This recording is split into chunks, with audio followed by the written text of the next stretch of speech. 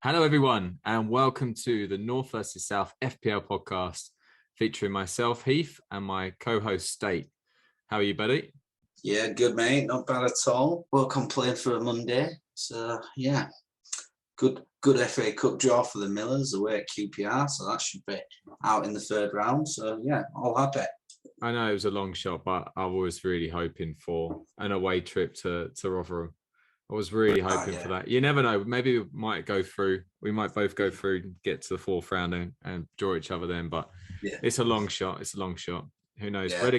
Relegation for us this season and promotion for you guys. And I'll definitely be coming home and away next season. Yeah, exactly. We can play next year. We can play next year. That'll be all right. Well, tonight, guys, we'll start off with the game week review. Then we've got our very popular nowadays shit list. I've heard a lot of good stuff from people about it, saying that everyone loves Simone, which is pretty much why we've got it in there. We've got our hit list just to bring up things. You know, you don't want to be a negative podcast. Then we've got our North versus South mini league updates. We've got our North versus South score prediction results, and we have got our scouted team. This week I'll be taking control of that one, and then finally we'll have our game week preview. And no quiz this week. I think State's building up for a quiz in the next couple of weeks. I'm sure he's going to embarrass me at some point. So you can all look forward to that. That's coming soon. Yeah, I've got it. It's in production as we speak. In production. What would it have been harsher had I not done last week's quiz? Because I could tell you enjoyed that one. Yeah, it probably would have been a bit harsher because I was still feeling a little bit bitter about the previous quiz, which you did for me, which, let's be honest, was a complete shafting. So, yeah. I had to go to those heights. Yeah. But again, like I said to you last week, mate, this is a compliment, you know, that I had to find some really difficult questions or put it in a certain way so it'd be extremely hard for anyone to pass that because you've done so well in previous quizzes. That's just a big compliment to you, though, mate. Yeah. I'm not buying that rubbish. Not buying it at all. You blowed smoke up the wrong chimney, sunshine. I tell you. well, let's crack on. Game week review. State, please do the honours. Shit week, mate. Shit week, and it's not good. It's not a good review for me this week. I've had a stinker of I'm currently on 32 points at the moment. I've got Demarai Gray is currently playing at Everton, so he needs to do quite a lot if I'm to have even the slightest of chances of getting close to your total, but it's very, very unlikely.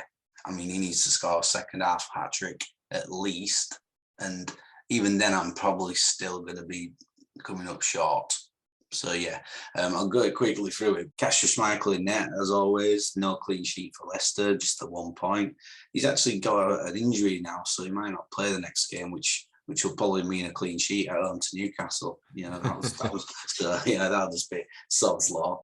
Defence, well, Man City didn't keep a clean sheet against Watford somehow. Mr. Dennis, was it Dennis? Yeah, Dennis scored. No, it was Cucho Hernandez. Oh, Cucho, yeah. Cucho came off the bench and scored, didn't he? He's done that a couple of times, hasn't he? But so it meant that there was no clean sheet bonuses for the two City defenders. Diaz 2 points, Cancelo 2 points. Neither got any assists, no cheeky goals. So overall disappointing really there. Trent, 9 points for Trent Alexander-Arnold. He got a clean sheet and he got 3 bonus points. You know, can't ask for anything more from Trent. You know, good steady 9 points for him. And then onto the midfield where it really gets sad.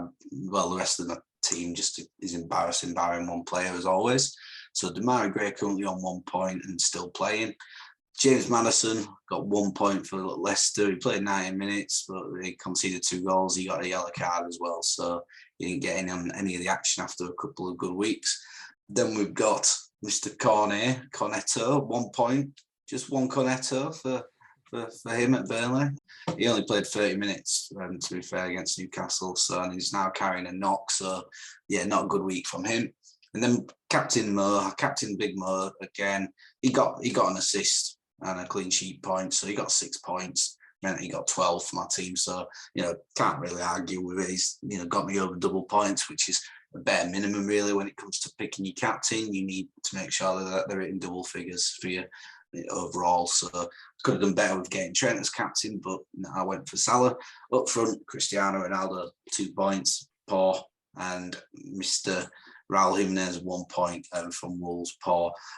I did play Samari. I put Samari in my team, Bubakari Samari at Leicester, but he didn't play, so I will get 2 points coming in from Hwang at Wolves for him, which will increase my points total to 34. And then, Demarai Gray could get it up to maybe just slightly above the average if he gets like a goal or an assist. But as things stand, I think Arsenal are sort of taking advantage in the early second half sort of playings. So other than that, on the bench, Conor Cody 2 points, Mason Holgate 1 point. Our subkeeper Norris, Will Norris, who is I think Burnley's 5th ranked goalkeeper probably or something. 0 points from him. So bad week, mate. 32 points so far, and it's only going to increase by a couple. So not a good week for me. But you can't always have a good week, guys. It's not how it works. You got to take the rough and the smooth in this game. It's a results driven business. It really is, mate, and it was like a perfect shitstorm for you, really, wasn't it? I mean, I don't want to get in your face about it because let's be honest, I'm miles behind you in both leagues. But the fact is that when you look at your team right now and that you see how they've all kind of fared, you just look at it and go, oh, that's not a great team. But actually, when you think of what could have been the case, I mean, there's so many other things that could have happened. And, I mean, Maxwell Cornet, who's like probably one of the revelations of the season this year, him going down injured early on, that's a bit of a kick in the nuts. And then you've got Maddison, who's been brilliant, getting booked in the last minute, but also, just not happening for Leicester this week for whatever reason. Maybe it's the Gerrard effect. But the shocker was that, to be fair, you're right. The Man City 2 defenders, Watford never ever score against Man City. So that was a real shock. And that's a lot of points gone there. So that's it. Yeah, you get another 8 points from a clean sheet, really, from them too. Maybe even bonus points. Maybe bonus points. So little things like that would have just been the icing on the cake. But it's one of those things you live and learn. Like I said, you'll find out later in the game week review. But I may have made a bit of a drastic move. So have we got a rage transfer tonight? we may have more than just one rage transfer. Yes, that's what I'm talking about. Yeah. So, you see, guys, what we want you to know here, right, while listening to this podcast, is the fact that we are only human, right? Like we play the game, we enjoy the game, but we make the same mistakes everyone makes. And we've told you not to make rage transfers, and Big Man's has just done one already. To be fair, in my defence, we're on game week 16, and I'm pretty sure this is my first game week, my first rage transfer of the season, and I'm that's not bad. I've normally done about 10 by now. So, to be fair, it's because, and I don't want to be that guy, but let's be honest, you've had a great season so far. So you haven't had a huge amount of reasons to get too angry with your team. That's so it.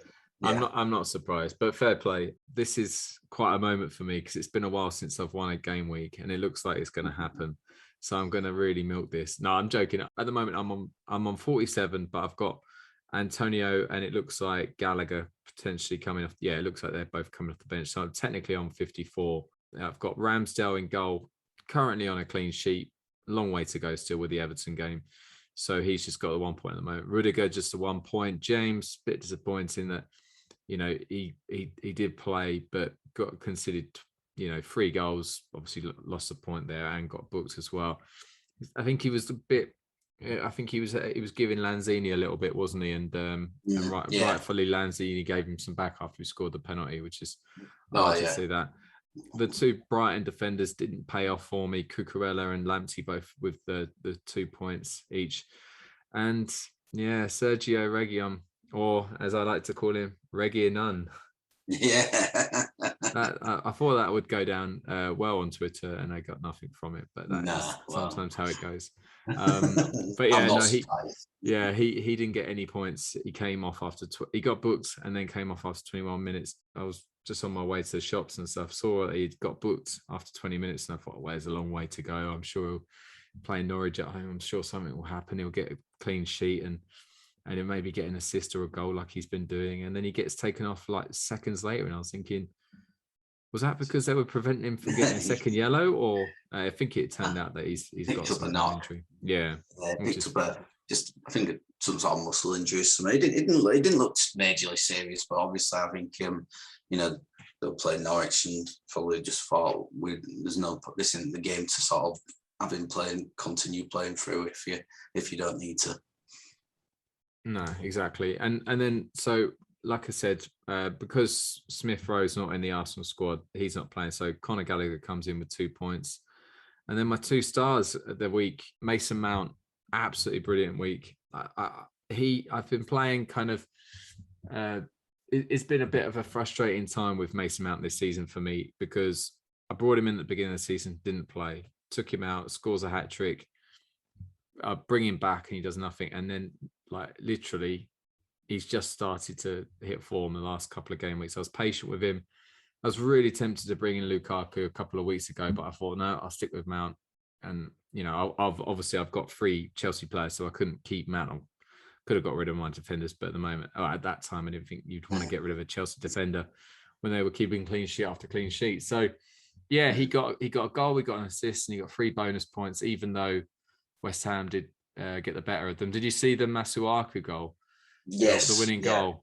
I had to say, the first time I saw it, I didn't really see the deflection, so I thought it was such a weird goal. But it did look like it deflected off someone's boot, which is why it kind of went in the wrong direction. Yeah, I mean, just one of those ones where as a keeper, he couldn't really do much about it. To be fair, because you can tell the guy's looking across it, and he's in a perfect position to maybe go out and claim the cross, or he's ready to see if something comes in from the cross. But yeah, as soon as it takes that little nick, it just changed everything, didn't it? So it's you couldn't really do much about it, unfortunately. And I think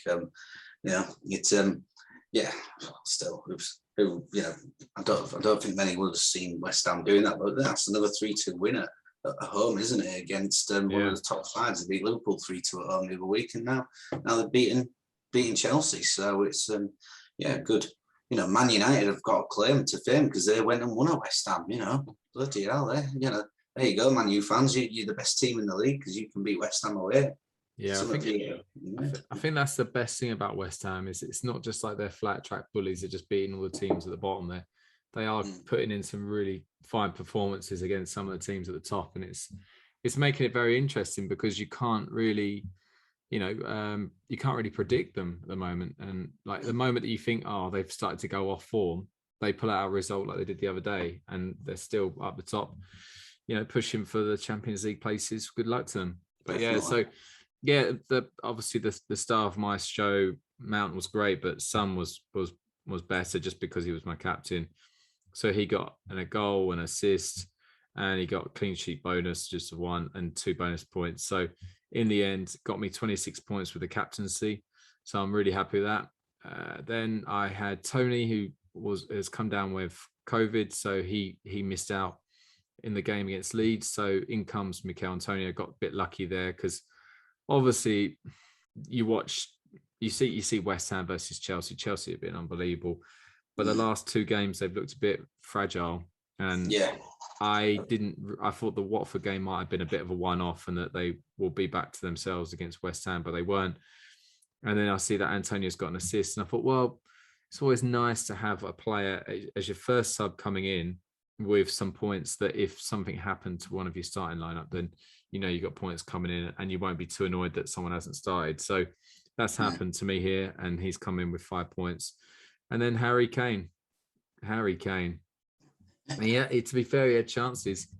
But, if you're not scoring against Norwich at home, it's pretty grim. It really is. And when your team scores 3 as well. I know. I know he had one chance really well saved by Krul, and then he had another one where he just tried to lob the keeper and was quite far off. But we'll come to Harry Kane. So good week for me. Foster's obviously my backup sub. He's injured for a while, and like I said, like I've stressed on this podcast many times before, making goalkeeper subs is not something that for me is high on the agenda, but making sub goalie transfers is even lower on the priority list. So he's probably going to stay there unless something happens to Ramsdale. And then Sissoko, another 2-pointer again. Go on, Big Mo. That's what Big Mo's there for, you know. We've got one Big Mo in my team who gets 2 points every week, and you've got a little Mo on your team who seems to avoid 2 points every week because he just seems to. Even last minute against Wolves seems to get some points. What a season Salah's having. Let's just say that. What a season. Just killing it, ain't he? Just absolutely killing it all. And you know, you just can't argue with him. He's already got double goals and assists already this season. So 13 goals and 10 assists already this season. I mean, I think his highest amount of assists in a single season in the Premier League is 12. And he's already got 10 assists this season. It's unbelievable form. He's definitely got a good chance of maybe matching that 32 goals that he scored. Back in his first full season back in the Premier League about 4 years ago. He got 32 then. He's already on 13 now. We're not even halfway through the season, so it's definitely something for him to target. That's for sure. I think he could be onto a winner. And Liverpool kept 9 clean sheets this season, so he's getting a cheeky 1 point clean sheet bonus for being classed as a midfielder. You know, so it's even that just sort of goes nicely for him, doesn't it? One of your gripes, isn't it? Yeah. I really do not like the fact that he's that class as a midfielder. I really don't agree with that. So, but I won't complain too much. I just change the subject to Liverpool's delightful neighbours. It's just good to see that Richarlison's had 2 goals disallowed tonight. For offside, yeah. He's on for a hat trick of disallowed goals. Let's hope he gets it. Last minute winner, and it gets disallowed. That'd be beautiful. That would be funny, to be fair.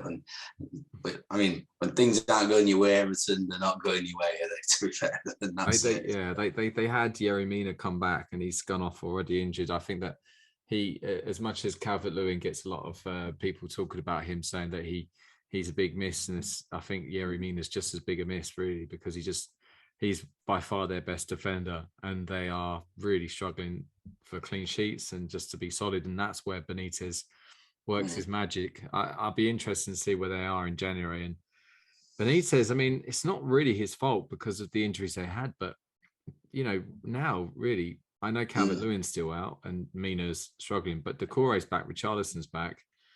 Yeah, it's not as much of a crisis as someone like Leeds or something, but yeah. Well, yeah, I mean, it's interesting to see because you're looking for like teams who's gonna pull themselves in, who's just gonna get a bit of a run of form together or something. And at the moment, Everton's they're in dire need of something. Or Everton at the moment, I mean, God, they won the first 3 games of the season, I think, didn't they? Did Everton or something? So that's which then probably just makes for a bit of a worrying look, really, if you think about it, because guess what? They've barely won a game since then, to be honest with you. So it's not great times for them at the moment.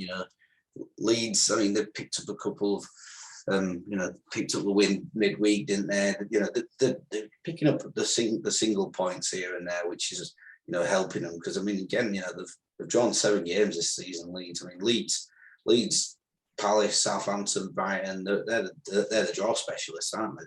Fair between them, they draw more games than they've won or lost. So it's it's like you said, it's the run, and Newcastle got a big win at the weekend. That was huge for them. They did. I mean, if they'd have lost that, and you look at Newcastle's next few games, they've got tough games. They've got Leicester away. They've then got I think Liverpool away as well. Man City at home. The next 3 games for Newcastle. I think Man United as well. I think they've got the next 4 games.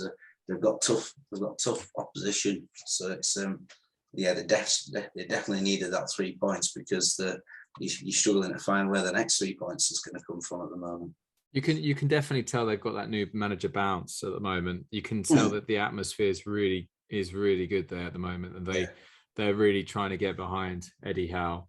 I have to say that if someone was right now to say to me, you've got to put your house on who's going to get relegated this season, honestly, I wouldn't really have any idea, because even Norwich, who were everyone in their minds was saying they're definitely going down, they haven't got a chance. Well, they're only 3 points off 17th, and if Dean Smith gets them going, who knows? They might be fine as well. So and you can never write off Burnley ever. You write them off at your peril, really. They've been there so many times, and they get a run of games, they pick up 3 or 4 wins in like 5-6 games, and all of a sudden then they're mid-table, aren't they? All of a sudden, and it's the world's a wonderful place again in Burnley. So I think it's turning into an exciting season, even down at the bottom end. I know last week I was raving about the Premier League and the top 3, which has been great already. The changing of the guard. Man City have gone top now. Chelsea have dropped to 3rd after losing at West Ham. But then you look at the bottom side of things, and like I said a few weeks ago, everyone was saying, well, Norwich and Newcastle are doom and gloom. But now, like I said, only 3 points. All 3 teams in the relegation zone are just 1 winner away from getting out of the relegation zone potentially, or being level on points with people outside the relegation zone. So it's it could be nice and exciting. That's what we like. That's what we like in football. We want excitement. We don't want things already decided by end of January. We want it. We want things to be decided last game of the season. We want that last game of the season heartbreak for some teams, or joy for other teams. That's what we want. That's what we're here for.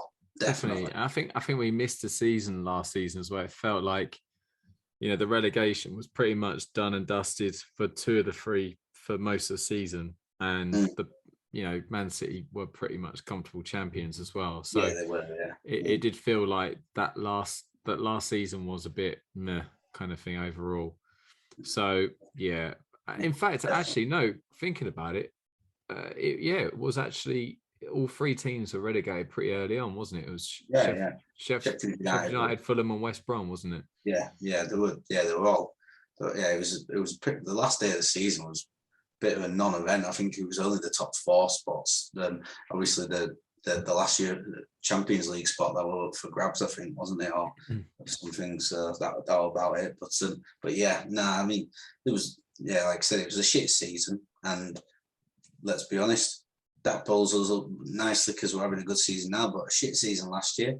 And talking of shit list, shit list as well. Now I've got a shit list this week, as you'd imagine. But I reckon you might have a shit list as well, Heath. There'll be a few still on yours. I'm pretty sure about that. I mean, just for those who don't know the shit list, it's pretty self-explanatory. We have a list of people who are on it. They're doing some shithousery maybe, or someone in your team. Maybe your co-host, maybe he's on your shit list. Who knows? There's lots of options here. I mean, Heath put Kieran Clark on his shit list last week for his stupid red card against Norwich for Newcastle in a game which, if they've got 3 points from that home game as well, they'd be nearly out of relegation zone all of a sudden. So, good old Kieran Clark. did a job, didn't he? Did a job. So, so we can have up to 5 people on a shit list. Heath, start us off, son. I'm obviously, as you can probably tell, I'm in kind of gloaty mode. So I'm not going to have a big shit list here because, let's be honest, this podcast only goes on for a certain amount of time, and I'm sure State's shit list is going to go on for a long time. So I'll keep mine brief. Harry Kane, that's it. That is all. Harry Kane, that is all. You guys, like every single week. Godfather 3. They keep bringing me back in. Have you seen his run? Have you seen the amount of points he scored this season, right? Now, if you are listening to this podcast right now, go on the fantasy football website, find Harry Kane's fixtures and his results this season. And I have had him, right, since the third game week against Watford. Had to have him for that. And he got 2 points. I get 1 point, actually, not even the 2 points. Then he's consistently got 2 points until game week 8, where Saint told me, out of fine, I'm doing you a favor, mate. You've got to transfer Harry Kane. Okay, fair enough. What's he do? Goal and assist against Newcastle. He draws me back in because I haven't got him. I have to have him because he's expensive. He's stubborn. And and what's happened? Regular twos. West Ham, Man United, a poor Man United, Everton, Leeds, Brentford, Norwich. This is the run of fixtures. He's meant to get all the points before he goes to Man City. He's turning into Musa Sissoko. I tell you what, Big Mo, at least he's got some. No, to be fair, one thing I will say, like if there are a lot of people out there saying that Kane doesn't care, all that kind of stuff. I'm sure he does care. He did have his chances, like I said earlier. And it just isn't falling for him. I can just imagine, though, that realistically, everyone's probably been in situations that he's in right now where they want something, they can't get it, and they don't have the drive, the determination, the motivation, etc., etc. But he does still look like he's trying something, and it's just not paying off. His XG is meant to be pretty decent when you compare it to someone like Son. This chances his goals aren't coming, but I'm sorry, Harry, but you cost too much, and I'm happy if Ivan Toney or Mikel Antonio score no points because I haven't paid that much for him. I've paid 12 million for you, and you're getting me consistent 2 points. It's like we've got a vendetta against each other or something here. Maybe that you're going to be in States team come January. I don't know. I hope not. I don't think he can afford you, but. That could be the drama that comes into play with this podcast come January. Big Rom in, Kane out. Big Rom. Again, but Big Rom hasn't looked that sharp, has he, since he's been back? So, he's not started him yet, has he? He played about 10 minutes against United. Yeah. A bit more against Watford. Came on at half time, didn't he, against West Ham, I think. They're worrying signs for me. That's someone who isn't fit. That's someone who that injury sounds worse than it was originally presented. But we'll see. But anyway, Harry Kane, he's the only person on my shit list. He's sitting there on his own, lapping it up as all the Southerners just go to him. How about you, mate? Let's hear. This is where the popcorn comes out. Everyone can sit back, relax, and listen to State in an angry manner. Kasper Schmeichel on the shit list still. Bloody. Oh, I mean, come on, man. I mean, where's the clean sheets? I mean, what's going on? I mean, maybe his hand injury might be a good thing for me because it just means I won't get pissed off with him for not keeping another clean sheet. But like I said earlier, if he doesn't start this next game against Newcastle, guarantee Leicester clean sheet, guys, guarantee it. And when that happens, the whole city of Leicester will be on my shit list next week. That's for sure. If that happens, that is the law of the sod, mate. Yes, exactly. So there'll be some big problems there. There might be some things getting smashed. It could be costly. So yeah, Kasper Schmeichel, you're on my shit list as well. So there you go. Just happy days. Well done. Keep on it. Other people on my shit list. Well, Raul Jimenez, you finally on there. I like the guy, and everything, but, they played Norwich and Burnley, got beggar all against them in 0-0 draws. I didn't really expect him to get much against Liverpool, to be fair, but it's just he's not working, son. Not working. Wolves, I know they don't score that many goals, so I need to maybe just reconsider what I'm doing there. But yeah, and the reason why he went on instead of Hwang, because, well, Hwang's not in my starting lineup, but he also picked up a needless yellow card as well. Bloody shocking behaviour. So he only got me 1 point this week. So yeah, him and you're on there. Big time, son. Big time. Other people on there. Man City defence, you're on there. What are you doing conceding to bloody Watford? What an absolute travesty. You call yourself professionals. God, I've got a junior side here who could probably keep out Watford. Bloody Shite. So yeah, there you go. Another beef there. Cost me some clean sheet bonus points, which could have, made a difference this week. Maybe could have made it close anyway. So yeah, Man City defenders, both you're all on there. Not just the ones in my team. Everyone who played in that game for Man City, who was in defence, meant to be stopping goals. Do your job properly next time. So yeah, they're on there. Cristiano Ronaldo, you're on there. Tell you what, it's no good just turning up every 5 weeks to score 2 goals and then pissing off again for the next 5 weeks. And if you are going to do that, at least tell me when this is going to happen so I know which games to draft you in and which not to. Okay, so 1-0 at home at Palace. I mean, come on. Yeah, shocking. I mean, that serves me right because Man United are just fucking shit houses anyway, aren't they? So, shouldn't really be picking anyone from Man United. But then again, you look at the run of fixtures coming up, and it's hard to ignore them. But I feel maybe like it's like a bit of a Harry Kane thing, maybe just not quite as bad. So we'll find out whether Ronaldo's made it into the team for next week or whether he's been sold. We'll find out later. But yeah, Cristiano Ronaldo. You're fucking suspect, son. Suspect. All the way. So, yeah, that's it. That's my shit list. I'm sticking with that because I can't get too angry with certain other people. It's not their fault if they get injured. Mr. Cornet, man up, kid. That's all you need to do. Bloody injuries. Nice.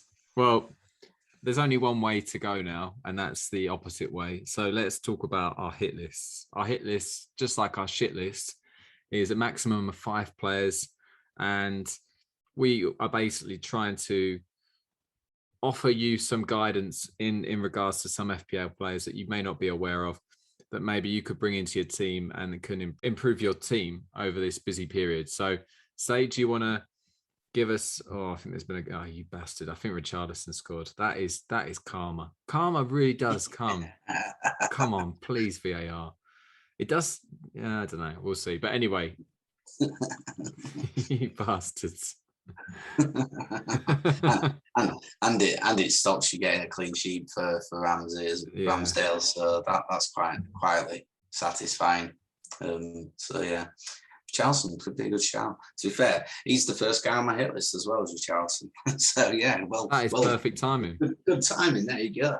Well, I've been thinking, look, he's sort of back fully fit now, isn't he, with Charlton, and he's their main man with Dominic Calvert-Lewin up there. And he does bits, does the guy? He does bits. So I think he's somebody that he's classed as an out-and-out striker on the game.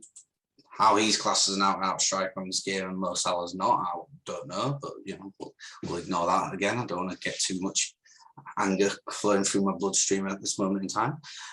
But, yeah, Charlton could be a great shout because he's going to be their league catalyst there. He's the one who's going to score the goals and stuff.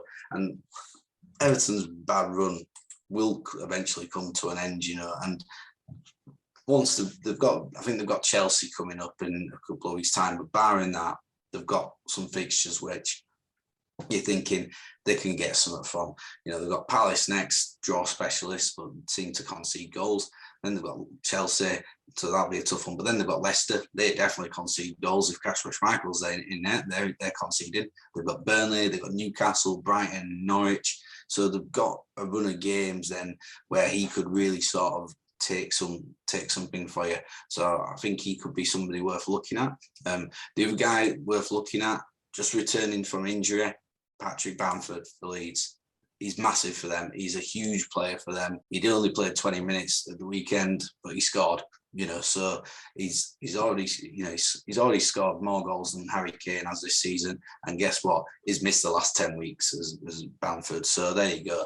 More Premier League goals than Harry Kane this season, and played less. He's played like 5 games. So there you go. Get looking at him, because if he's fit and fully fit again, he'll start doing things for Leeds. He had a great season last year. Got 17 goals, 11 assists. He'll do the same again for Leeds this year. He'll score goals, he'll get assists for them. He's a massive, massive player for them. He sort of leads from the front, his work rate and everything, and that sort of, as you can tell, that's Leeds have been struggling without him, and I think he'll be someone to get on the hit list from the Northern team, in my opinion, because if he's going to be fit and stay fit, he's going to start bagging the goals again. So Patrick Bamford is one for the hit list for those. Some people might want to wait 1 more week, just make sure he's fully fit. I'm not down with that. His value will only go up. Get him playing, because Leeds will be getting him playing. I guarantee that. So no point waiting. So yeah, there's that. In terms of other areas to look at, I mean, your obvious ones, obviously, you've got to be looking at like Bernardo Silva at the moment in sort of a rich vein of form. To be fair, if you're late to the show, like I'm late to the show with him, he's probably going to stop scoring his goals and points now. But he's already got 7 goals this season, and he's only got 2 assists. But who cares? He's got 7 goals in his midfield, and he seems to be the first name on the team sheet at Man City this season. Last season he was sort of, well, I wouldn't say left out in the cold too much, because he did still play plenty of minutes, but he didn't seem to be the sort of go-to guy last season like he had been a few years before. So this year, I think he's looking really sharp, and he's getting goals. So definitely got to be on there. It's an obvious one, I know, folks, but sometimes these hit lists you are going to have some obvious ones on it. So Bernardo Silva. And I think most people are already doing that and getting on that bandwagon, to be fair. But yeah, he's a big sign to be having there, to be honest with you. So yeah, Bernardo, that's your one there. And then I think you've also been looking now. You got to be sort of thinking about what's going to happen, because everyone's got Mo Salah in the side, right? African Cup of Nations, you touched on it last week, Heath. So you've got to be now looking at some of your big players.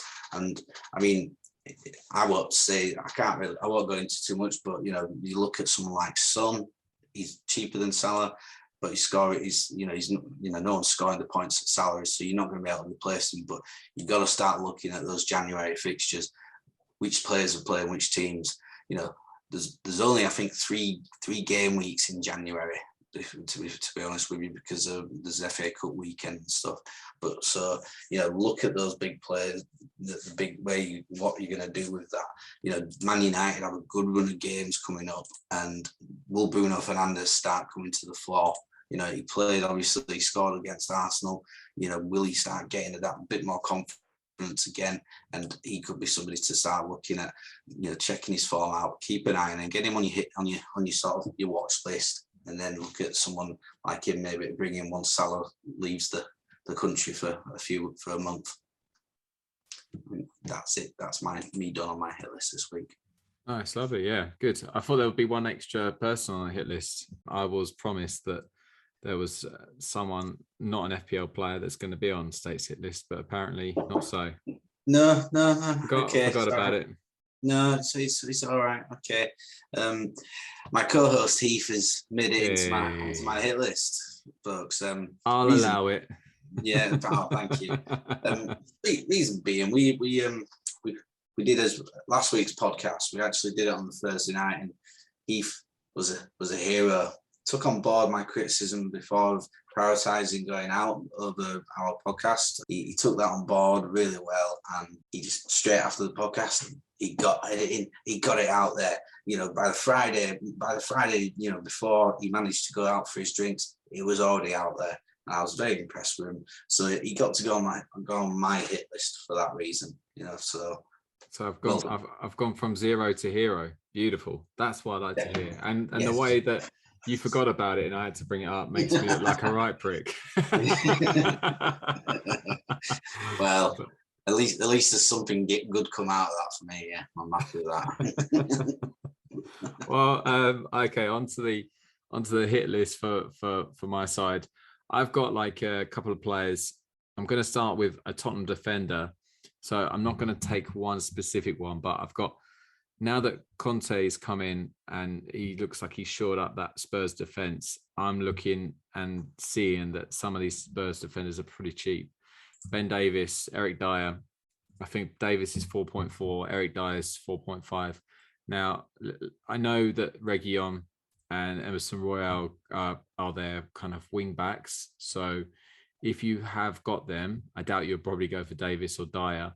But if you haven't got the Royale, or if you haven't got Reguilon and you can't afford you're looking for something, in the 4 to 5 million bracket, then maybe Davis and Dyer could be really good shouts. That is cheap, isn't it? Really cheap. I mean, like, let's not kid ourselves. Just because Tottenham have had a pretty average season, the fact is that if Antonio Conte is like one of the best managers to ever manage in the Premier League, and this guy is relentless with his defense, and he just knows how to keep clean sheets. Like, when I saw it, I kind of got a bit carried away and thought, this is a great time now to have Kane and Son, because Conte likes to get, got a bit carried away there. You got to remember the 5 at the back. The 2 wing backs become essential. I don't know what Reguilon's injury is, but I would assume that if he is out for a week or two, that Davis might be more the wing back. I don't know. I could be wrong. It could be Sessegnon. But if I was to put money on it, I would assume it would be Ben Davis. But yeah, they're both cheap options if you're looking for that, really. And I think they're very good differentials too. So another differential, very cheap option, 5 million, Armando Broca at Southampton, centre forward. This guy looks lively. I mean, his goal the other day, full of confidence, only young, on loan from Chelsea. But this guy, I mean, I think he looks like that could be his level, could be low Premiership, because he's very young. And I'm sure maybe in the future gets a bit more experience. Maybe he might push on to bigger and better things. But at the moment, I can't see him really getting at Chelsea. I can imagine him probably getting signed by a lower Premier League team, or maybe going abroad. I don't know. But the fact is, I think he's Portuguese. I could be wrong, but he's yeah. I think he's got. I think a bit like Livramento, that he's fairly. He's kind of brought up in England, so he's Albanian. Okay. Where did I get Portuguese from? I don't know, but no, Albanian, pal. Yeah. Okay. All right. Armando Broca, yeah. I mean, he is Albanian, so so he obviously maybe that's yeah. All right. I've got to rethink how I pronounce his surname now, because it could be Broja actually. So that's something to learn from myself. It's good that I don't have a hobby as broadcasting a podcast. He was actually born in Slough, though. There you go. I knew he had an Englishness going through him. England to Albanian parents. So. Yeah, my point was the fact is that when you are born over here and you support football, you like football, there's a good chance you'd want to stay here. That's my point. So yeah. We'll see. But anyway, I was actually, when I saw his goal the other day, I was just thinking, do you know what? I'd love it if Watford had someone like him, someone that composed in front of goal and can just take the chances when they come. But I haven't really seen too much of him, away from highlight packages, really, if I'm being totally honest with you. So that's something that I'll look into.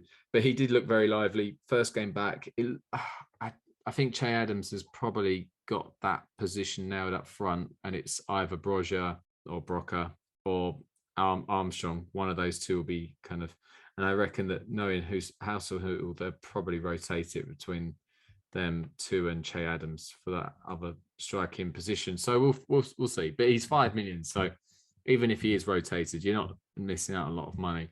Another cheap player, and again, not suggesting that these guys go into your first 11. I'm just saying they're good ideas for your squad, maybe not so much your starting 11. Jacob Ramsey at Aston Villa, who's only 4.5 million midfielder.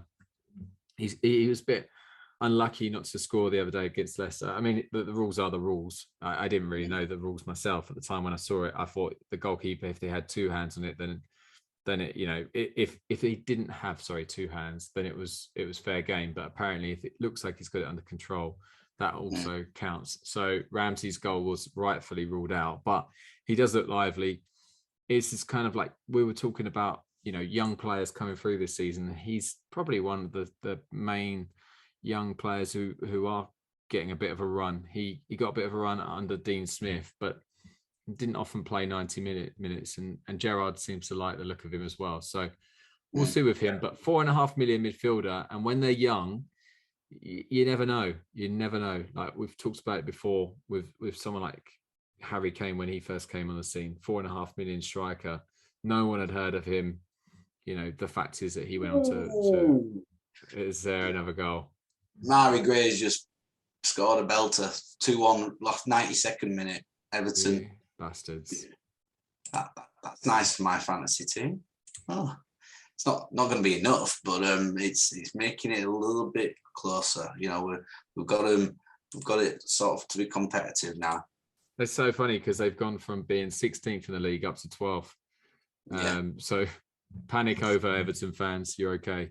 You'll be fine this season. You won't need to get Big Sam in. Yeah. But yeah, no. So Ramsey could be a really good 5th sub, and if the season continues and his form continues, then you never know. He could be a bargain. But watch this space. I'm not telling you to bring him into the first 11, just to maybe bring him in as a 5th sub. You never know. Anyway, someone who could go into your 11, Vladimir Coufal, West Ham's fullback. Now, Ben Johnson was playing quite recently, but he came off injured against Chelsea the other day, and Coufal was playing. I think Coufal, to be fair, has been playing for the last couple of weeks, and Johnson was playing left back, and it looks like Soufal's got his place back in the team. Now Johnson's out. I think it's fair game. I think it's fair game to say that Soufal's got that spot back now, and he is one of those players that he gets forward. Like it's any wing back really. If they're in a team who are scoring goals and there seems to be a good atmosphere in the ground and stuff, they're fair game. I think that you got to kind of like think about it. I actually think Coufal might even be my transfer in this week. We'll see, but he's that kind of player that gets assists. I think he got an assist this week, but the fact is that I think when he first came on the scene, he was an absolute machine. If he shows anywhere near that type of form the rest of the season, then West Ham will be laughing. So I think he's a good one to look out for. And the reason why he's been quiet, like I say, is because he's had an injury and he's been struggling to get back into the team. Now he's back. Hopefully he'll score some big points. And last but not least, probably one of the stars of the weekend, really, Jarrod Bowen. Just kind of just been playing. He's been playing very well this season, but I think he was on my hit list before, but it was between him and Fornals. And at one point I was saying, like, well, Fornals is the one that looks like he could be the constant point scorer. Well, it's kind of gone back the other way now, and Bowen looks like he's getting the points again. But they're both very good options, but I'll go Bowen because Bowen just has that air of determination in him where he doesn't seem to give up. The West Ham fans absolutely love him. Him and Antonio can do no wrong, really. And again, they're a team on full of. There's like that really good feel good factor right now. You look at certain football teams, and there's a really good feel good factor at West Ham.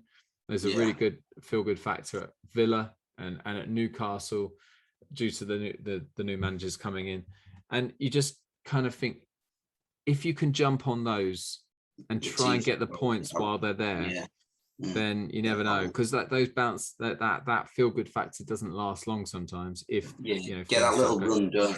Get that little run together, and then all of a sudden if you, like you said, you jump on that bandwagon and you're in for a good, get on it while it lasts, because it doesn't last forever, does it? No. Just get on it while it lasts, and try and reap the rewards from that. So big time. Yeah, definitely. And I think the problem with Bowen for me is that I want to get him in my team, but I don't know who to take out, because I look at my midfield and I don't have, unless I took out Moussa Sissoko, which would be travesty. I mean, he's a season keeper for me.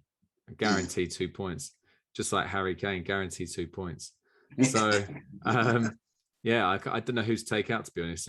My midfield is full of players that I can see scoring points, apart from, bless him, Sissoko. But again, like I say, he's my 5th midfielder. So I don't know who to take out for Jarrod Bowen. So he's one player that I would like to bring in, but I just don't know how to. But anyway, that's not your problem. That's my problem.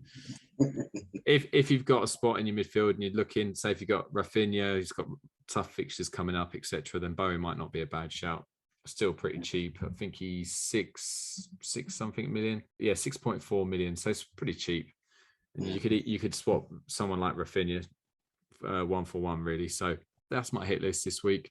We've now done the shit list, the hit list. So we have to look at our mini league updates. Well, yeah. Well, first of all, I'll just do a quick announcement. The November Manager of the Month was Mr. Mike Matthews with his team MM. He got 265 points for the month of November. So congrats to you. Nice. You win absolutely naff all, barring a big shout out from us. So there you go. Which is actually worth a lot, mate. It should be, to be fair, yeah. So, but yeah, so he won it. He could be top. Edison Volleys, Mr. Sean Boyle, he came second with 256. Summit there, he got 255. John Rogerson with Betty Swalks FC 249 in fourth place. Myself with 236 came fifth. So that out of the top five there, basically. Heath, you did all right. You came eighth in this month, so good shout. You got over 200 points. At the bottom, is Samuel Diamond, 99 points for November with his team High Tech. He's had a sinker. Yeah, terrible. But yeah, so that was then anyway. So, but yeah, I mean, in terms of the table this week, obviously we've got still a game which is just coming to the end. But yeah, we've got our man at the top, John Rogerson, Betty Swalks FC.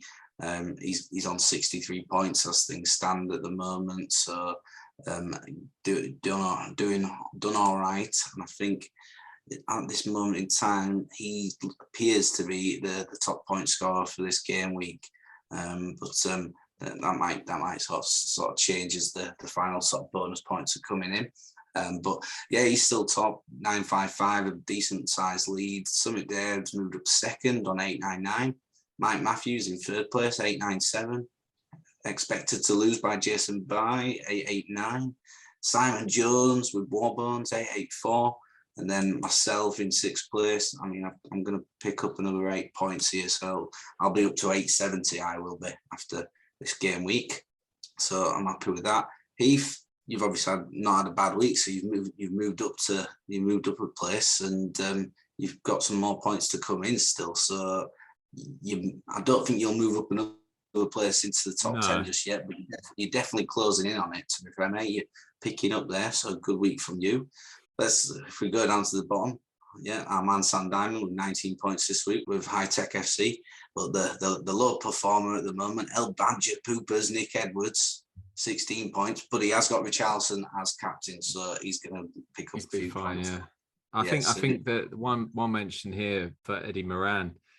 Eddie went for Aubameyang as captain, which is a big shout, and it unfortunately hasn't paid off for him. He was on the bench.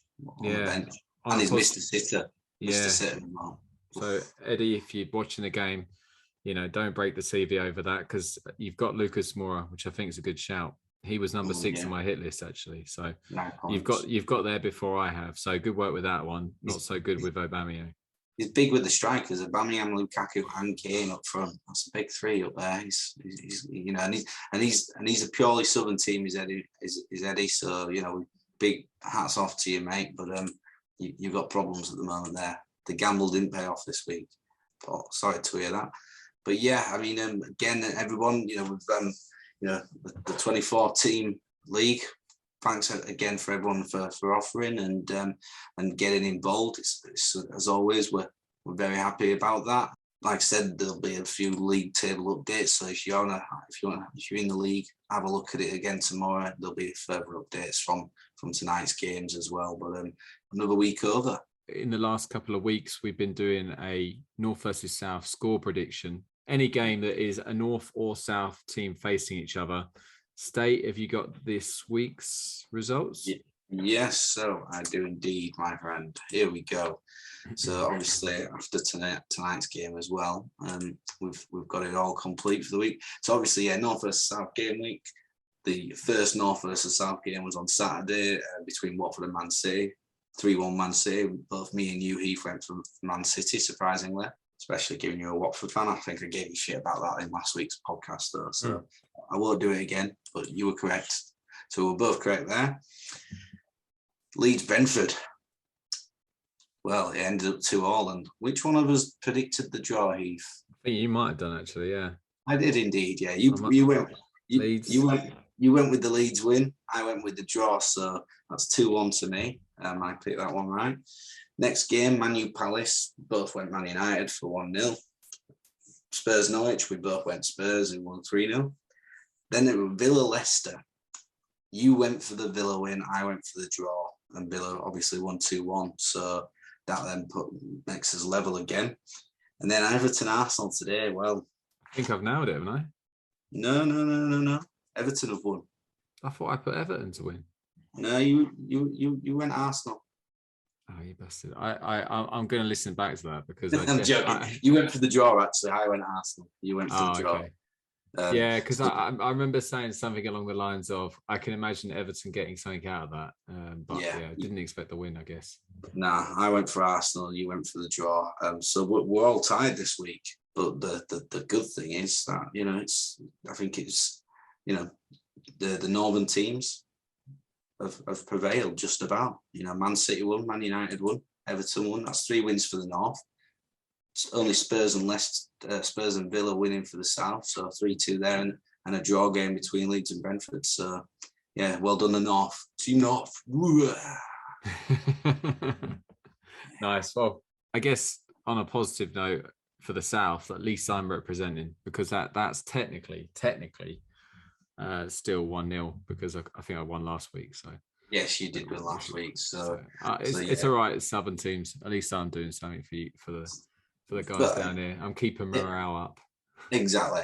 And you definitely are. And what we'll do is just after we've done the game week preview, we'll come back to the North versus South score predictions, and we'll do it for this weekend's upcoming fixtures then as well. Okay. Yeah. Nice. Yes. But before we get to that stage, we have a scouter team this week. Heath has been on the phone. He's been speaking to various different sources. He's been watching games, and he decided to travel to Villa Park. Watch he didn't actually go there, but he ended up watching the Villa team, I believe, this weekend. I've kind of looked back at Aston Villa. I did travel to Villa Park. You were right.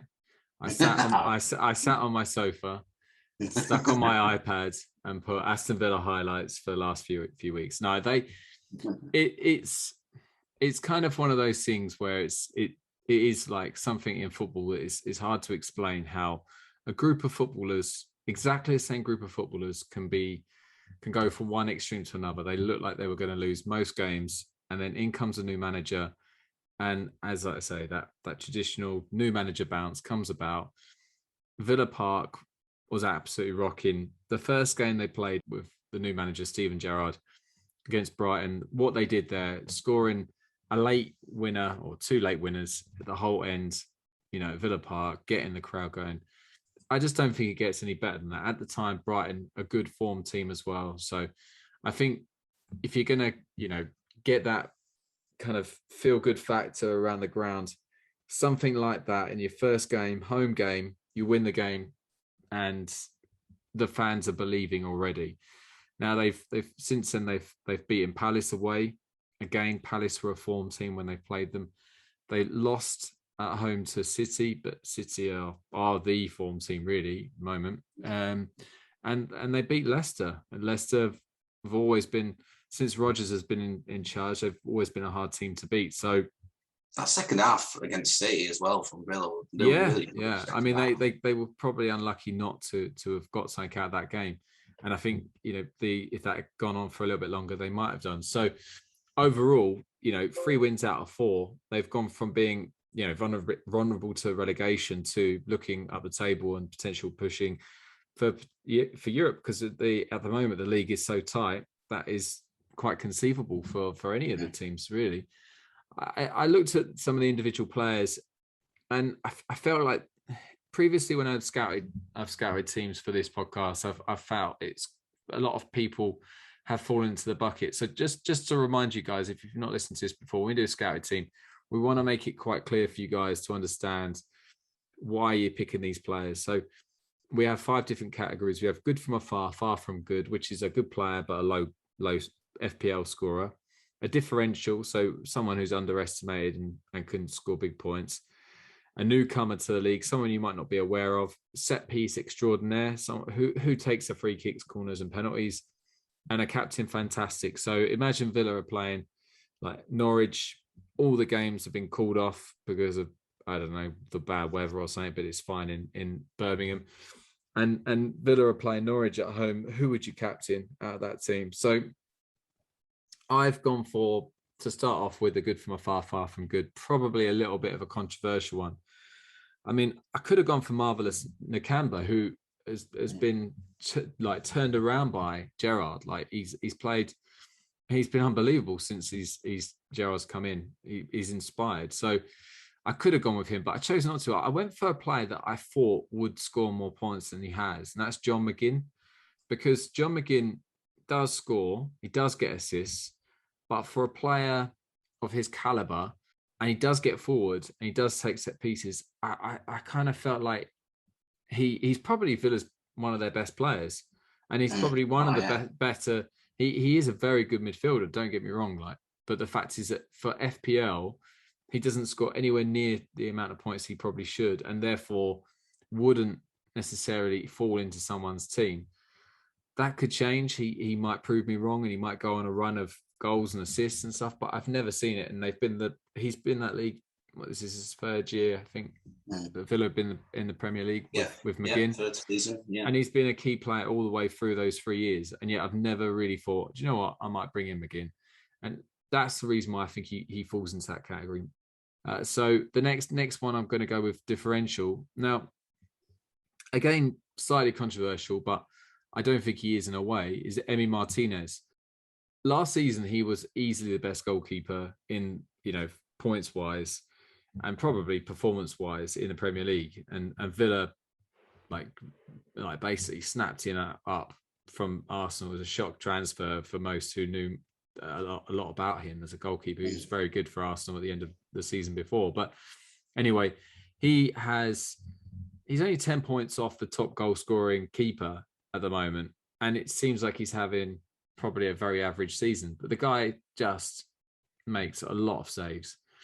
And the fact is that that's where he cruises points, because Villa have been much, much better under Gerrard, but they still concede a lot of chances and they don't look like they're going to keep a clean sheet. So Martinez is a differential for a reason. Now, it's because no one has really seen too much about Villa of keeping clean sheets to think that they're going to bring him in. And he's at the price that is difficult because he's 5.5 million. Villa have been nearer the bottom than the top this season, so I can understand why people haven't brought him in. But if Gerrard has turned this team around, they have got a defence who have proven to keep clean sheets in the past. Martinez is a very good goalkeeper. We all know that by now. Therefore, he could potentially be not a bad shout going forward.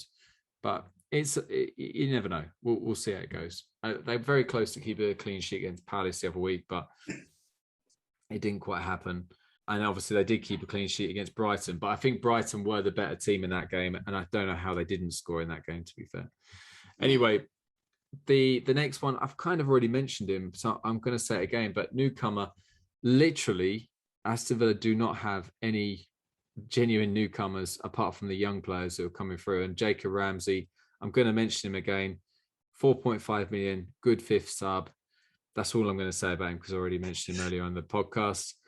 And set piece extraordinaire. Well, this is why it's quite difficult. So Aston Villa are a very good team at the moment. They don't have huge amount of individuals and they don't have like one player taking their set pieces. So corners wise, you've got McGinn, Buendia, Luis, Bailey if he's fit, and even Ashley Young. And all of them will potentially take free kicks. So Bailey and Young took the last couple, but Bailey's now injured. Young, I don't know if he's going to be playing regularly. That's one to look out for. He's obviously a defender. He has been pushed forward, so technically he could fall into the differential camp. But I think it's a bit early for me to be bigging him up because I think he did come on the other day at fullback. So, and then penalties, El Ghazi would take the penalty. I think even from the Championship coming up, if he's on the pitch, he takes the penalties. But if he's not, then Danny Ings and then Ollie Watkins. But again, Ings has been injured. El Ghazi's not getting the team. Watkins, at the moment, you would say will be their penalty taker until probably Ings is back. And then captain, fantastic. Well, again, very tough. Can't really call it. But after looking at what I saw from Villa since Gerrard's come in, the one person who stood out is Ollie Watkins. The fact is he looks lively. He has scored a couple of goals. He's got the goal against Brighton, got the ball rolling for Gerrard, and he scored a great goal against, I think it was Man City, to pull goal back. The fact is, I don't think Watkins is an out-and-out goal scorer. I think he does score goals, but I think he is someone who is more of a team player. I don't think he has that killer instinct like Danny Ings. So what I would say, watch this space. Ollie Watkins for now, but when Danny Ings comes back, I'm pretty sure that he must absolutely love Gerrard because he went to Liverpool. I think he's a Liverpool fan, isn't he? Yeah. And I think he was pretty gutted that he left Liverpool, but I think he was there when Gerrard might have been coming to his end of his career. Could be wrong there. Don't quote me on that. But if Ings is fit, I can't imagine him not playing. And therefore, I would probably look, given his fantasy football stats from previous years, when he was at Southampton, like they were poor, but he was scoring every week. He's the kind of person that you want to be looking out. He's a bit like your Mikel Antonio, where you kind of say, is he that good a player? But FPL wise, he scores a lot of goals and gets a lot of points. And when you score winning goals, Callum Wilson's another one. They're all good strikers. Don't get me wrong. I'm not slagging him off. I'm just saying that they wouldn't probably get signed for the bigger teams nowadays. But in FPL, they're the main player in those teams, and therefore they score points. So I'd say Ollie Watkins if I was picking a captain fantastic now, and Danny Ings when he comes back, I assume he will go straight into the starting lineup, and I assume that if Villa keep this form going, he will score plenty of goals. But we'll see. So that was Aston Villa. But overall, like I say, very, very tough FPL-wise to pick specific players because they are playing very well as a team. They're not keeping many clean sheets at the moment. And Concert scored 2 goals the other day. I'm not going to be picking him as, I'm not going to get caught up with recency bias and all that because the guy doesn't score that often anyway. No, he doesn't. I think it's first, that's his first goals of this season. I think he scored 2 goals last season as well. So it's, he's not a goal scoring centre half, put it that way. I'm not going to get caught up with that. But overall, Villa were, they're a team to look out for, really. I guess in the next couple of weeks, you'll probably know more about them, and maybe Gerrard will be moulding the team into a certain way, and you'll see the same players maybe coming up, in the goal scoring charts, and maybe they might start clean sheets. But we'll see. So give them a couple more weeks, maybe, and then start picking these players if you're interested. But that's Aston Villa. Good, mate. Very good. Good scouting. Now let's crack on with the next game week 16, which, if you're going to listen to anything on this podcast, listen to this now, right? Game week 16, the deadline is Friday, the 10th of December at 6:30 because games not being played on Friday. In fact, just for the one game, I thought there was 2, but big game. It's a huge game. It's Brentford's game of the season, the game they couldn't wait. To be honest, I'm absolutely gutted that I couldn't get a ticket for this because Brentford away would have been great. Every time you get a chance to go to a London away game is always good when you live in London, but not to be. But so State, do you want to tell me about these Rage transfers, please? Yeah, I can definitely tell you about my Rage transfers. So last week I did carry over a transfer because I knew I wanted to do something. I just wasn't sure what that something was. I had an idea, but I ended up earlier today just having an absolute meltdown and just basically got rid of 4 players. And I'm going to cost myself 8 points before even the start of the game week. So that's happened. That's a fact. Talking about facts here, that is a fact. Okay. So basically, my team from the previous week was obviously, as I mentioned him earlier, so I had the likes of Ronaldo there and whatnot. Well, I've got rid of Ronaldo. Ronaldo's gone. He's left the building. I know Man U have got a good run of fixtures, but sorry, he's costing too much money and there's better things to do with it. Hwang's gone as well from Wolves, so I've got rid of 2 strikers straight away. Then in midfield, I've got rid of 2 midfielders. I've now probably regretting getting rid of Damari Gray because he's gone and he's just had a great day. He got a goal and assist in the end. 2 bonus points. Oh, mate. It's a harsh lesson, but this is why you don't make your transfers before the end of the game weeks, to be fair, sometimes. So I've got rid of him. So yeah, that was another one who's gone, who's seen the end. And I've also got rid of Cornet as well. Cornet. I know he's been doing well for Burnley, but it's not quite enough. And well, you'll know why, because when I tell you what I brought in. So, but I've got rid of those 4 players. Now, so my starting lineup at the moment is Kasper Schmeichel in net as always to get me 1 point, maybe 2 if I'm lucky. Back 3 of Diaz, Cancelo and Alexander-Arnold. Midfield, so we've got James Maddison still in there. We've got Big Mo Salah still in there. 2 new signings, Bernardo Silva and Diogo Jota. You both coming in, so definitely creating some goal-scoring midfielders in there, although Jota is clearly a striker as well. I'll put money on that. Jota's actually going to be classed as a striker in next season's game. Put money on that right now, okay? And you heard it here first. So that's them. And then my front 3, I've still got Raul Jimenez in there. Patrick Bamford's coming in. And Timo Pukki is it coming in as well. Oh, interesting. I like it. So I've got, with Bamford coming back from injury, he's there. So then it leaves on the bench Norris in net as the keeper who never plays. Got Boubacar Soumare at Leicester. He didn't play against Villa the other day, so don't know if he's played, but he'll be my first sub. Connor Cody, my second sub, because they're playing Man City away, so I'm not fancying Connor to get me a clean sheet bonus this week, so I'll put him on the bench. And then Mason Holgate is my third sub. I do want to try and get it where I've got 3 subs who are actually all playing as well. As it's always a good shout, which I know Heath's a big advocate for. But yeah, so that's it. So I need to make a decision on my captain. Big Mo's obviously going to be a big contender for that because, well, he just always is. So it'll probably be him because why change? But I've got options now. Jota, Bernardo Silva. All these options are there. Trent, Cancelo, Maddison, even at home at Newcastle. So plenty of options there. But we're probably looking at Big Mo. But yeah, taking an 8-point hit for this, guys. So let's fingers crossed. Let me ask you a question. So was it the fact that you wanted all 4, or was it financially driven that you couldn't afford one to, that you had to get rid of one to kind of be able to afford the others? Well, I wanted Bernardo and I wanted Jota in. Those were the 2 I wanted in, right? And so I knew I needed to do that. I had to get rid of Ronaldo, which I had no problem in. And I did want to get Bamford in. He's been a guy that I've been waiting for him to get back fit to get him in there. So that actually just ended up being a nice to have.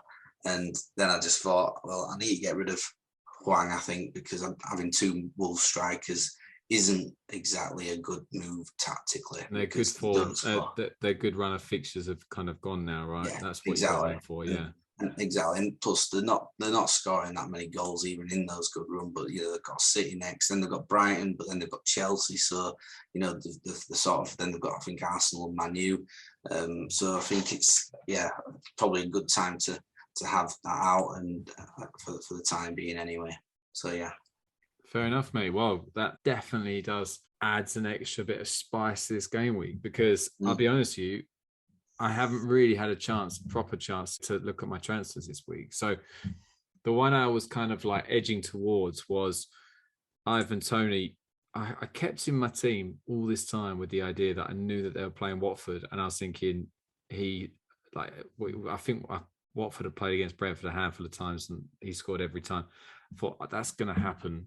He'll score, but unfortunately, looks like he's going to be out due to illness. So because of COVID. So I think the first thing that comes to mind is, apart from Mo Salah, who is the best player in the game at the moment, away from Salah, and it's obviously Emmanuel Dennis. signing of the season, without a doubt, 3.5 million from Bruges.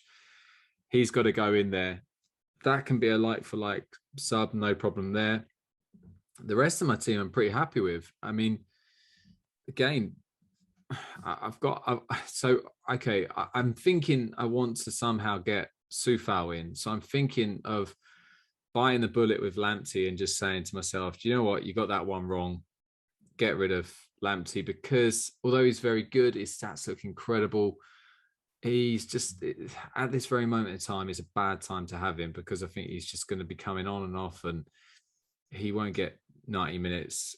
I don't even think sometimes he'll get 60. So he's too much of a risk at the moment. And Sufal, like I said earlier, I like him. He was in the beginning of the season, and West Ham have been good. So the only other thing was, I was thinking, because I got 2 free transfers, could I get an extra transfer in for Jared Bowen, be a bit more positive? And I was thinking, well, yeah, but do I really want to take a -4 hit? But given you've done a -8, that does make that decision even more harder, because, you know, now I know that we're on that. I don't know, we'll see. But I've got a bit of time to work that one out.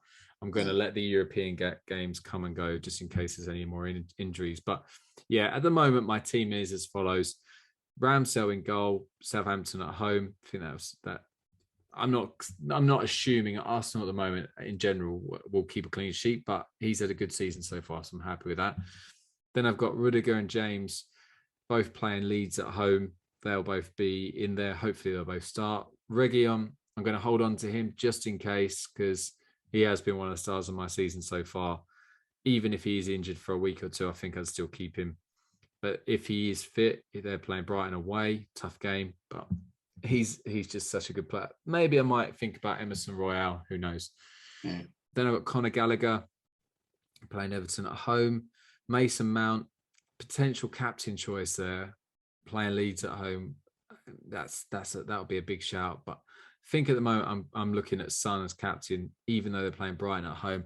I think that there's a bit of an injury crisis at Brighton this week. There's about 8 or 9 different players injured from Brighton starting, or maybe not from their starting lineup, but from their squad. So I think going with Son, given he's just got a goal and assist, keeping with the form player, maybe that'll probably be a common sense move. Emil Smith-Rowe, I assume he's just been rested, or he might have a niggle and that'll be back for Southampton. Antonio's back in the starting lineup, playing Burnley away. And like I say, at the moment I've got Tony here, but I'll be transferring him to Dennis. And they've got Brentford away and Kane. I mean, he's holding on for dear life to this team, because Lukaku's not got going yet. So once Lukaku starts playing 90 minutes and gets maybe his first goal, I'll then take out Kane. I'm hoping that'll be next week. I'm hoping. So that leaves me with a bench of Foster, Cucurella, Lamptey, and Sissoko. I could potentially bring in Sissoko for Kane, just be ballsy. Do something. I mean, the guy, like I say, I'm getting more points from Sissoko than I am at Kane at the moment. So we'll see.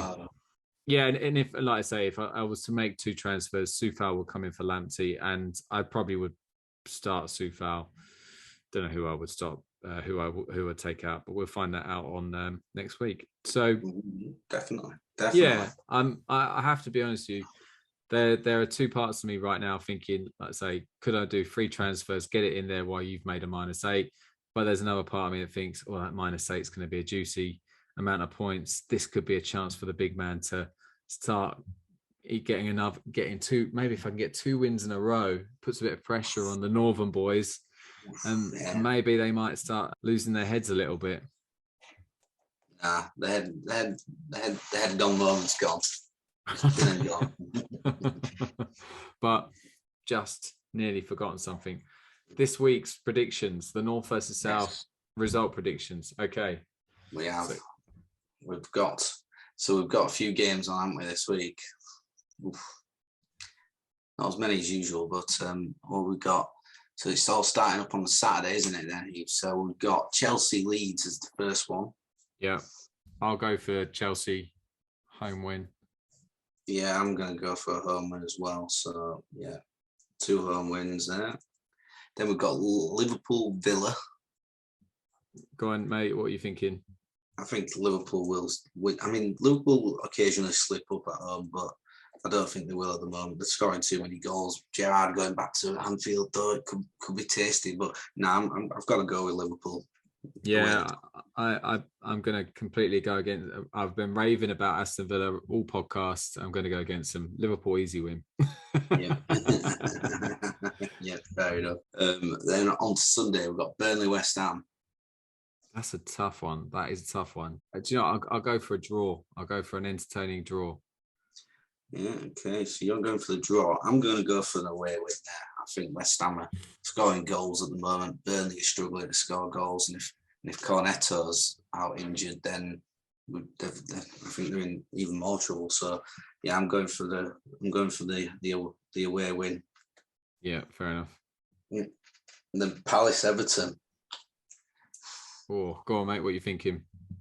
Oh, I mean, Everton got a good win today, but I mean, Palace have proven difficult side to beat. United struggled to get by them yesterday, didn't they? As well. Palace are drawing a lot of games actually, so I'm gonna go with a draw here, a score draw. Fair enough. I'm gonna go with a Crystal Palace win. Yeah. Okay, no, that's fine. Okay, good thinking. So yeah, we've both gone for Chelsea and Liverpool, which you'd probably expect. But then Burnley, West Ham, Palace, Everton, we've gone for different stuff. So yeah, I think that's us four for this week for the North versus South side of things, because the rest are all either southern teams. We've got Brentford, Watford, South versus South, City, Wolves, North versus North, Arsenal, Southampton, South. Norwich, Man U, North, and Brighton, Spurs, also an all South game, and Leicester, Newcastle, an all Northern based game. So yeah, not as many North versus South fixtures this week, but yeah, still four juicy ones for us to go at. So yeah, all listed, and see if State can finally get a win in the prediction one. Yeah, nice, lovely stuff, excellent. Well, it's been an absolute pleasure, mate, as usual, and yes. We've got through quite a lot. No quiz this week, as we mentioned earlier, but there'll be one coming very, very soon. So just to remind you guys, if you want to get in contact with us, our Twitter handles, mine, Heath, is at FPL_Southerner, and States is at FPL_Northerner. So if you want to get in contact with us, please follow us, talk to us, tell us stuff, DM us, whatever you want to do. And if you ever want to mention the podcast, just put the hashtag as NvS. That would be great, so we know that people are talking about this. But yeah, from me, it is a very happy goodbye and stay. It could have been worse. Demarai Gray has helped me out a little bit this evening to make my score a bit more, respectable. I think Turn that frown upside down. I've gone above the average score anyway. That's a good point. And then it keeps me doing all right in sixth place in the North versus South League. So yeah. Nice, excellent, mate. All right, well, take care, and thank you very much for listening, guys. Have a good game week. Enjoy.